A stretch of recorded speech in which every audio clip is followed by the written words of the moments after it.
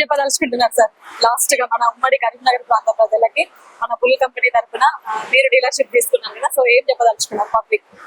ఇవాళ నేను మనస్ఫూర్తిగా చెప్పగలిగేది ఒకటే, ఎవరైతే బ్యాక్ లోడర్ కొనాలి కన్స్ట్రక్షన్ ఎక్విప్మెంట్స్, ఎందుకంటే ఇవాళ మనం గమనించాల్సింది ఒకటే, ఇవాళ లేబర్ ప్రాబ్లం అనేది మనకు చాలా ఎక్కువైపోయింది. ముఖ్యంగా తెలంగాణలో ఎక్కడ కూడా లేబర్ దొరికే పరిస్థితి లేదు.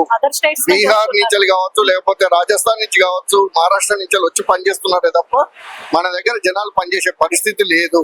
కాబట్టి ఇవాళ ఈ మిషన్ ద్వారా, ఈ బుల్ మిషన్ ద్వారా అన్ని రకాల పని చేయొచ్చు. ఇవాళ బిల్డింగ్ కట్టదలుచుకున్న వాళ్ళు పునాదుల కానించి వదులుకుంటే స్లాబ్ వరకు కూడా దీన్ని ఒక్కదాంతో పని చేసుకోవచ్చు.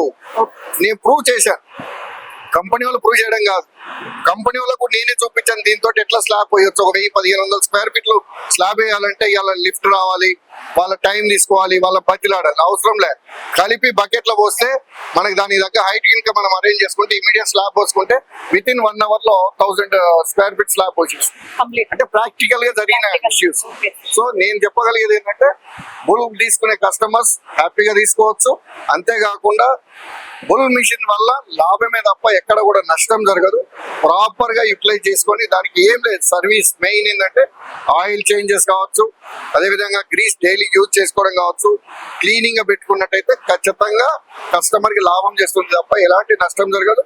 అన్ని రకాల ప్రోడక్ట్స్ దీంట్లో చాలా టైప్స్ ఉన్నాయి. బుల్ అనగానే ఒక బ్యాక్ లోడరో లేకపోతే తవ్వేదో కాదు, దీంతో పిల్లర్లు పోసుకోవచ్చు, దానికి ఒక బకెట్ ఉంటుంది.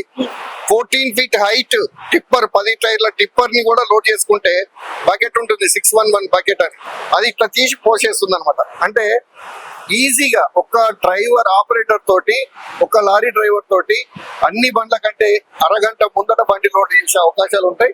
Bull company is the best company అని చెప్పి, అంటే నేను డీలర్ అయినంత మాత్రం చెప్పట్లేదు, ప్రాక్టికల్ గా ఎక్స్పీరియన్స్ తోటి అన్ని రకాల అనుభవాలతో చెప్తున్నమాట.